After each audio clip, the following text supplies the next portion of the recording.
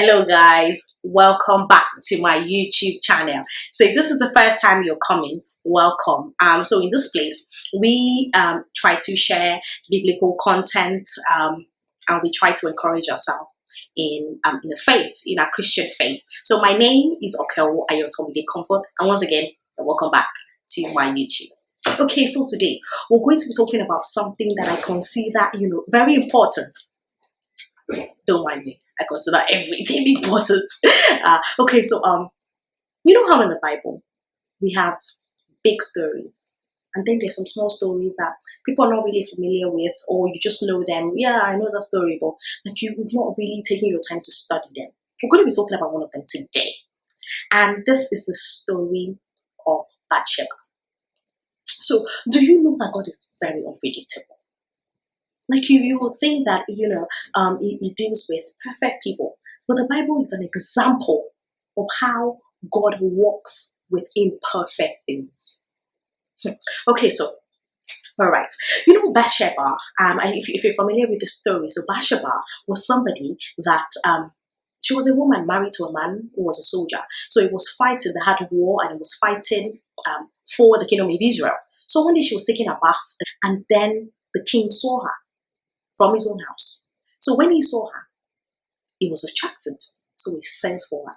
And then she became pregnant. He slept with her, so she became pregnant. So let me pull us back to what we're going to talk about today. There's some times in life, there's some grief, there's some things that happens to us. You ask God, like, how is this happening to me? Like, I absolutely did not do anything to deserve this.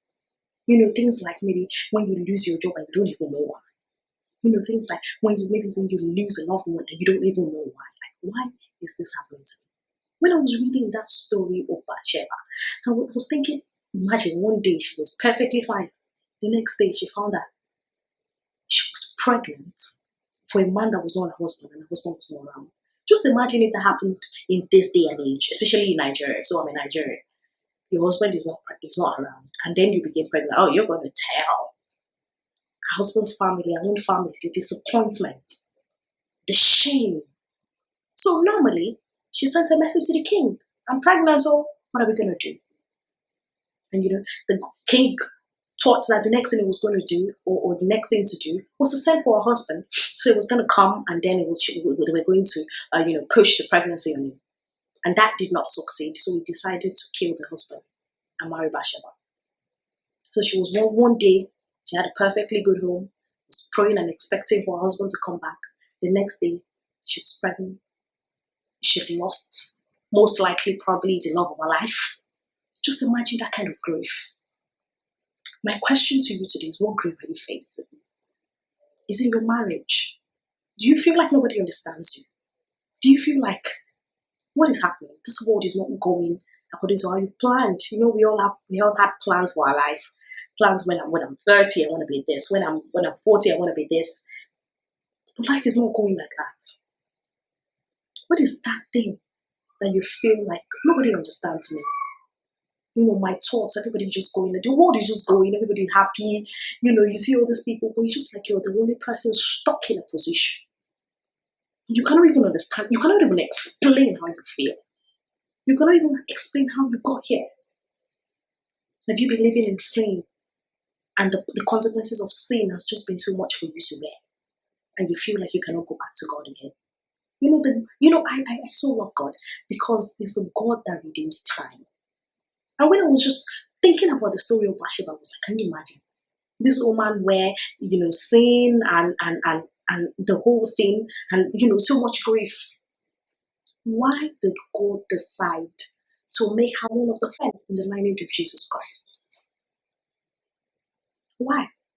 Like, how come? Why?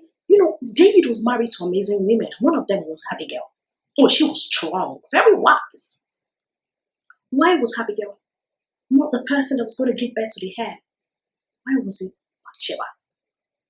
The woman she didn't meet David in the best of situations. She was a person that would term as not worth it.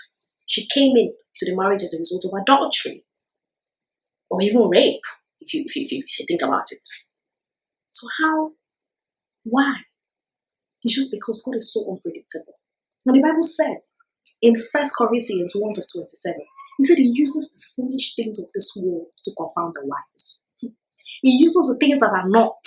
So things that the world considers as nonsense. Do you feel that you're nothing? Do you feel that you've not gotten there? People are big, you feel small. God is telling you today, I'm going to use you. As he used Bathsheba, one of the small stories in the Bible. She wasn't a very significant woman, but God used her. He's telling you today that your beginning does not determine your end. If you begin to think about this story very well, and the pregnancy, she lost the child. Imagine. And the Bible tells us in 2 Samuel 12 verse 24, that's what I'm going to be reading. He said, and then David comforted his wife, Bathsheba, and went into her and lay with her, and she bore a son, and he called his name Solomon. And the Lord loved him and sent a message to Nathan, the prophet. So he called his name Jedidiah because of the Lord. And some verses say he was beloved of the Lord. How is it that this woman that had so much pain in her life, she was the one that gave birth to who God termed my beloved? And who God termed, the beloved of the Lord? How? Is a God that redeems time.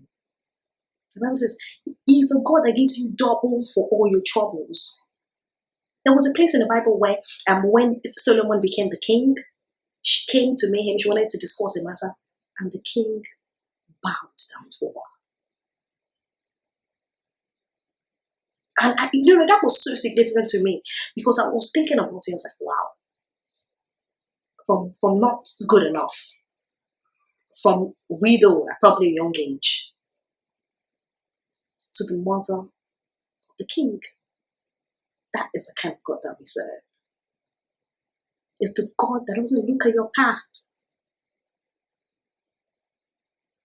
He doesn't look at everything, your sinful past.